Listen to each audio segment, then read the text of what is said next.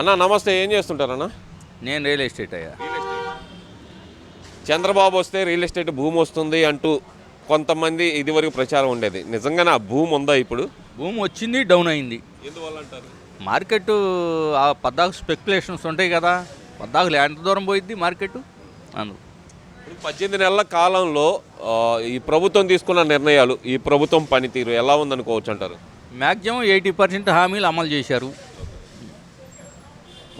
Government అధికారం రాకపోయే ముందర ఏదైతే హామీలు ఇచ్చారో ఆ 80% హామీలు అమలు చేశారు. రెడ్ బుక్ పాలన మాత్రం అమలు కావట్లేదని నా ఉద్దేశం. జరుగుతుందే రెడ్ బుక్ పాలన అని చెప్పి మరి రెడ్ బుక్ పాలన అసలు అమలే కాల, ఇవన్నీ రాయేదో సాగిపోతున్నాయి అంతే. చెవిరెడ్డి కానీ, ఇటు పిన్నెల్లి బ్రదర్స్ కానీ, లేదంటే అంబటి రాంబాబు మీద కానీ, వీళ్ళందరి మీద రెడ్ బుక్ ఏనంటండి వాడుతుంది. రాంబాబు బెమ్మాండంగా బజార్లో అమ్మడి తిరుగుతుంటే ఆ బెమ్మాండంగా బజార్లో అమ్మడి తిరుగుతున్నాడు, నోటికొచ్చిన కోతలు కొత్తనాడు, వాళ్ళను వీళ్ళని తిట్టిన అన్నీ చేస్తుంటే ఇంకా రాంబాబు బ్రహ్మాండంగా ఉంటే ఇంకా రెడ్ బుక్ ఏడ ఉంది? కొడాలి నాని తిరుగుతున్నాడు, అందరూ బ్రహ్మాండంగా తిరుగుతున్నారుగా. జగన్మోహన్ రెడ్డి కూడా చెప్తున్నాడు కదా సార్, అసలు రెడ్ బుక్ రాజ్యాంగం నడుపుతున్నారు, మేము వస్తే అంబేద్కర్ రాజ్యాంగం నడుపుతాము, నేను వస్తే 2.0 చూపిస్తాను అంటున్నాడు కదా. ఇప్పుడు జరుగుతుంది అంబేద్కర్ రాజ్యాంగం, రెడ్ బుక్ రాజ్యాంగం కాదు. రెడ్ బుక్ రాజ్యాంగం జరిగితే వీళ్ళు అసలు ఉండరు, స్టేట్లో అస్సలు ఉండరు. బీహార్ వెళ్ళాల్సింది వీళ్ళందరూ. ఎందువల్ల అంటారు అసలు గది? ఏమో లోకేష్ని అడగాలి, ఏం చేస్తున్నాడో మరి, రెడ్ బుక్ ఏడ దాచి పెట్టాడో ఏందో ఓపెన్ చేయమని చెప్పాలి. ఇక మనం చెప్పకపోతే కొందరు కార్యకర్తలు చెప్పాల్సిందే.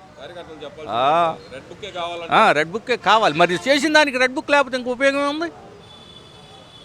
ఎందువల్ల అంటారు? ఇప్పుడు రెడ్ బుక్ కోరుకోవడానికి గల కారణం ఏంటంటారు? ఎందుకని అంత ఫ్రస్ట్రేషన్లో ఉన్నారనుకోవాలంటారు ప్రజలు? నిన్నగాక బోరుగడ్డ నీళ్ళు మొన్న వచ్చాడు బయటికి, నేను వస్తాను చూపిస్తాను అంటున్నాడు. కొడాలని 6 నెలలు ఆగండి నేను చూపిస్తాను అంటున్నాడు. మరి ఏంటి వాళ్ళు చూపిస్తాను అంటున్నారు, ఈయన మరి చూపించాలి కదా. వీళ్ళు వచ్చి సంవత్సరం 8 నెలలు అయింది, ఏది మరి వీళ్ళు చూపించాలి కదా. వీళ్ళు ఏది, వీళ్ళు మెలకుండా ఉన్నారు కదా, ఏది మరి చూపించాలి కదా. రెడ్ బుక్ అంటే అదే కదా.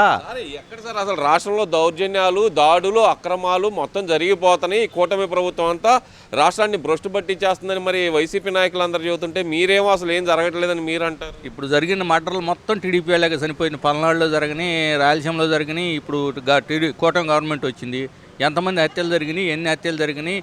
అధికారంలో ఉండి కూడా టీడీపీ కార్యకర్తలు కానీ కూటమి కార్యకర్తలు కానీ చనిపోతున్నారు.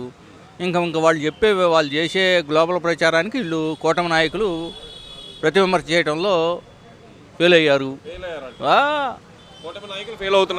నిన్న అంబటి రాంబాబు కేంద్ర మంత్రి బ్రహ్మసాని గారిని విమర్శించాడు. గుంటూరు టౌను 1 ఎమ్మెల్యే ఉన్నాడు, 2 ఎమ్మెల్యే ఉన్నాడు, పత్తిపాడు ఎమ్మెల్యే గుంటూరు రూరల్ మండలం ఉంది. ఏమింత మట్టుకు వాళ్ళ దగ్గర నుంచి ప్రతి విమర్శ రాలా?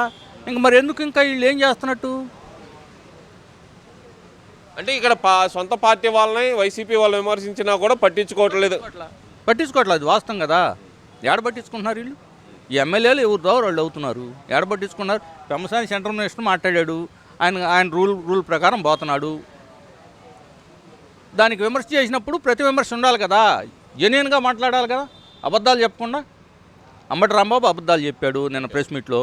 ఇది కాదు, ఇది కరెక్ట్ కాదు, జయదేవ్ ఎంత ఫండ్ రిలీజ్ చేయించాడు, ఆయన పాత్రుడు జయదేవ్ అన్నాడు. అవి దేనికి ప్యాకేజీ ఎంత అని చెప్పాలి కదా. విడమర్చి వీళ్ళు ఎందుకు రావట్లా? పీపీపీ విధానంలో మెడికల్ కాలేజీ అని వాళ్ళు ధర్నాలు చేస్తున్నారు. పీపీపీ అంటే వీళ్ళకేం తెలుసు? ఒక్క ఎమ్మెల్యే అయినా బయటకు వచ్చి చెప్పాడా? మరి ఎందుకు వీళ్ళు? అది పార్టీ నిర్ణయం తీసుకోవాలి వీళ్ళ మీద. ఓకే, ఇక్కడ ఇంకో విషయం కూడా తీసుకుంటే గడిచిన 5 సంవత్సరాల పరిపాలనకి ఈ 18 నెలల పరిపాలనకి మీరు గమనించిన తేడాలు ఏమున్నాయి అనుకోవచ్చు అంటారు? ఇంకా గత 5 సంవత్సరాలు అమ్మ అక్క తప్పితే ఇంకేముంది? నీ అమ్మ నీ అక్క, ఇప్పుడేముంది? అవి లేవుగా. ఏం సార్, ఇప్పుడే తెలుగుదేశం పార్టీ నాయకులే అంత వల్గర్ లాంగ్వేజ్ వాడుతున్నారు. మా హయాంలో అసలు ఇలాంటిది ఏం జరగలేదని వైసీపీ నాయకులు అంత గంటాపదంగా చెబుతుంటే మీరేమో దానికి రివర్స్లో చెబుతున్నారు. వీళ్ళు అంత సమర్థులు కాదు, నోరు జారి మాట్లాడే సమర్థులు కాదు వీళ్ళు. అబ్బాయి అట్లా లేక కదా వీళ్ళు ఇట్లా మాట్లాడుతుంది. అంత సమర్థులు అయితే ఎట్టెందుకు మాట్లాడతారు? అంటే మీకు అప్పుడు ఎలా ఉంది, ఇప్పుడు ఎలా ఉందంటారు? మరి సామాన్యులకి ఇప్పుడు ప్రశాంతంగా ఎవడు పని చేసుకుంటున్నాడు. అది అప్పుడు భయపడతా బతికారు. ఆడ ఎవడు ఎకరం దెంగేస్తారో, ఎవడు ప్లాట్ దెంగుతారో, అదే కదా భయం. మరి ఇదేంది, ఎవడు పింఛన్ తీసేస్తాడో మాట్లాడితే, ఎవడు మెడికల్ కాలేజీ సీట్లు దెంగుతారో, ఏం మెడికల్ కాలేజీ అమ్ము దెంగుతారో భయం. ఎన్ఆర్ఐ మెడికల్ కాలేజీ చూసాం కదా ఏం చేశారు. మరి అసలు మాట్లాడి ఒక్క ఎమ్మెల్యే ఇవాళ మాట్లాడినాడు, ఏడి ఏమయ్యారు వీళ్ళు? అంటే ఇప్పుడు ప్రజలందరూ కూటమి ప్రభుత్వం మీద 18 నెలల్లో విసుగు చెందారు.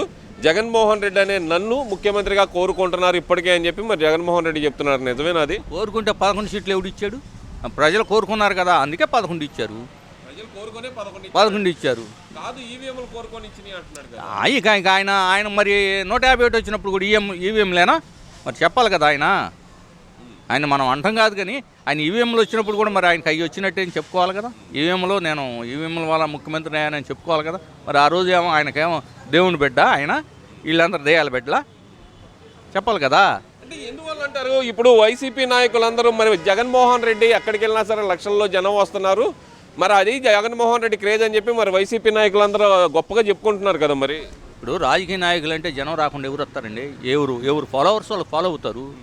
జనం రాకుండా ఎట్లుంటారు?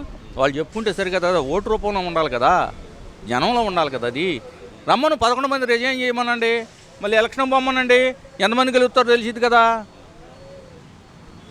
మరి ఇక్కడ ఓవరాల్గా చూసుకుంటే కనుక 2027లో జగన్మోహన్ రెడ్డి పాదయాత్ర చేస్తానంటున్నారు. మరి దానికి ఏం చెప్తారు? చేసుకోవచ్చు. ఈ ప్రజాస్వామ్యం, ఎవరైనా పాదయాత్ర చేసుకోవచ్చు, ఎవరు ఎక్కడికైనా పోవచ్చు.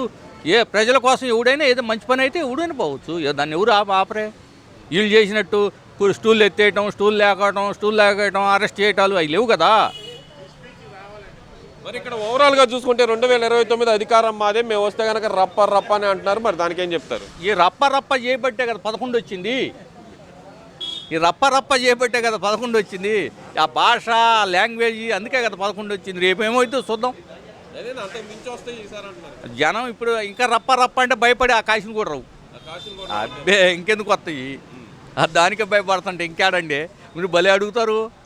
మరి ఇప్పుడు వైసీపీ నాయకులు చాలా కాన్ఫిడెన్స్ వాళ్ళ కొడాలి నాని అయితే 6 నెలల్లో నేను వస్తాను, రోడ్డు మీదకి వస్తాను, నన్ను ఆపండి చూస్తాను అంటున్నాడుగా. మరి కొడాలి నాని వాళ్ళు కాన్ఫిడెన్స్గానే చెప్పారు 175 అని. మరి ఆ కాన్ఫిడెన్స్ ఏమైంది? ఏమొచ్చినాయి? 175 అంటే 11 వచ్చినాయి. ఏమైపోయారు? మరి 29 అంటే మరి ఈసారి 29 అంటే సింగిల్ డిజిట్ వేసుకోండి అంతే అంటారు. అంతే. వాళ్ళు మారనన్నాళ్ళు, వాళ్ళు నాయకులు మారనన్నాళ్ళు, ఇక ఆ పార్టీకి అంతే.